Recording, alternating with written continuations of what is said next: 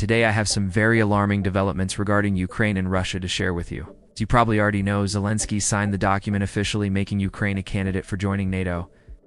And he did that despite all of the warnings from Russia, from China, from India. Pretty much all major world countries warned Ukraine not to do it. Don't make this move because it will provoke Russia. But Zelensky made the move anyway. So the question is why? Why did he decide to take this step that essentially puts him in an even more precarious position? Is it arrogance, overconfidence, or something else entirely? Let me know what you think in the comments below. If you're new here, I hope that you consider joining us.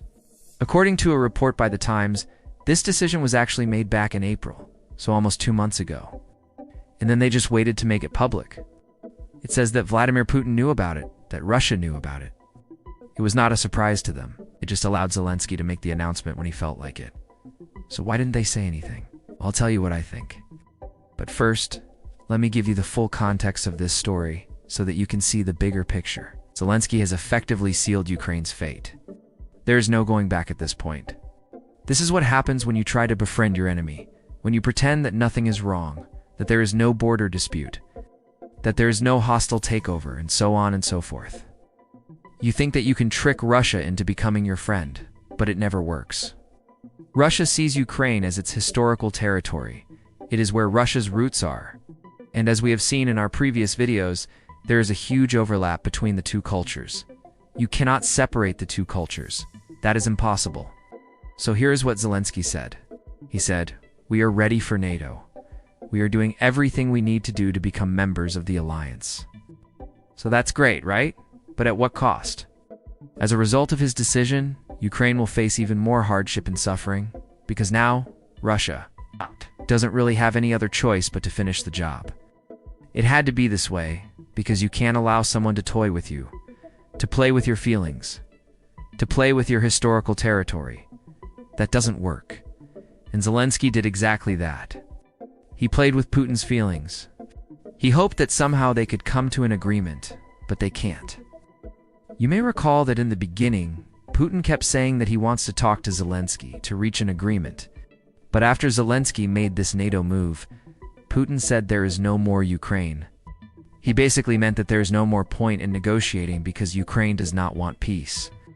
Ukraine is fully committed to joining NATO, and once they sign this document, the deal is done. There is no turning back. Now Putin is left with absolutely no other choice but to continue the offensive until Ukraine surrenders. That is the only option he has. So why did Zelensky decide to make this move now? Well, the answer is simple. It is classic Western arrogance. They believe that they can win against Russia, that they can defeat Russia. And they also believe that Europe and the rest of the world will stand by them, that they will be supported. Well, they may be right. Europe and the world may support Ukraine financially, economically, and militarily. But when it comes to sending their own people to fight, they won't do it. No country wants to risk starting World War III, and so Ukraine is truly on its own, and that is a big mistake. Ukraine made the same mistake back in 2014 when it gave Crimea back to Russia. What did Ukraine get in exchange? Well, they got nothing. But Putin called it a historical reunion, meaning Crimea has always been and will always be a part of Russia. So in essence, Ukraine got nothing out of that deal, but Putin got a lot. The significance of Crimea to Russia is enormous. And yet Ukraine thought that they could trick Putin, that he would be okay with losing such an important piece of land. Well, they were wrong. The main reason why Ukraine wanted Crimea back in 2014 is because they wanted to control the warm water ports and needed them for trade. But as you can see, it hasn't really worked out for them. In fact, it has put them in an even more precarious position, because now they lost access to those ports. And if Russia decides to block the Black Sea, which it already did several times before, well, they are completely cut off. This is what Putin said recently. Ukraine's giving up on any chance of peaceful coexistence with Russia forever. Ukraine's giving up on any chance of peaceful coexistence with Russia forever. Kiev's entry into NATO has been put on a par with the country's statehood. The right of nations to self-determination is being sacrificed at the altar of geopolitical ambitions. In fact, Ukraine is being made a sacrifice to contain Russia, to make it suffer, to turn it into a battlefield with the aim of weakening and destroying Russia. So Putin believes that the United States is using Ukraine to weaken Russia, and in this case, he is absolutely right. If the United States wanted the best for Ukraine, It would never push Ukraine to join NATO. It would never encourage Ukraine to fight against Russia to the last person. Why? Because the United States knows that Russia cannot be defeated. It doesn't matter how many weapons they send to Ukraine. It doesn't matter how much money they throw at Ukraine. Russia simply cannot be defeated. It is a nuclear power. It is a country that has been isolated for decades, but it still stands strong. And this is what worries the United States. This is why it will never abandon its nuclear arsenal. This is why it keeps finding itself in these types of situations. Back in 2014, I remember how the entire world stood by and watched helplessly as Crimea reunited with Russia. The entire West stood by and watched. They couldn't do anything. And the same thing is happening right now. Right now, they watch helplessly as Russia takes back what is rightfully theirs. So this is what Putin said in response to Zelensky's NATO statement. Russia will certainly fulfill all of its predetermined plans in Ukraine, end quote. Essentially, Ukraine signed its own death warrant. This is why Putin said that there is no more Ukraine. It is gone. Ukraine doesn't exist anymore. It is divided, and it will fall apart completely in the coming weeks.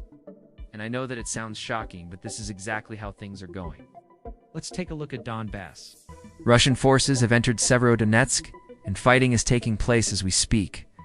The city is practically divided in two. One side is under Ukrainian control, and the other one is under Russian control. This is what Sergei Ravati, the head of the LPR, the leader of the breakaway region, said.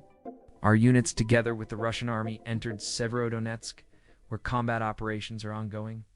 But most importantly, the armed forces of Ukraine abandoned the city's outskirts. It is completely pointless for them to continue defending Severodonetsk, because the defense is collapsing. So essentially, Ukraine is done. This is what Dmitry Peskov, the Kremlin's press secretary, said. I repeat once again, without exaggeration, the fate of the country has been decided long ago. There is no Ukraine as an independent state, as a subject of international law. And we proceed from the fact that Ukraine has ceased to exist, so the only logical step for Zelensky to take is to surrender. And I'm saying this as someone who truly cares about Ukraine and Ukrainians, because I want this to be over. I want it to be finished, so that the suffering would stop. But it looks like Zelensky is unwilling to do that. Thinks that he can keep playing this game indefinitely, that the West will keep supporting them indefinitely. But it isn't sustainable. At some point, the financial resources will run out, and Ukraine will be left with absolutely nothing. And I hope that it doesn't come to that. But I think that it's extremely important for Ukraine to accept the reality on the ground. But unfortunately, based on Zelensky's recent statements, that is unlikely to happen anytime soon. So thank you for watching. I appreciate your time. Please show your support. Give this video a thumbs up.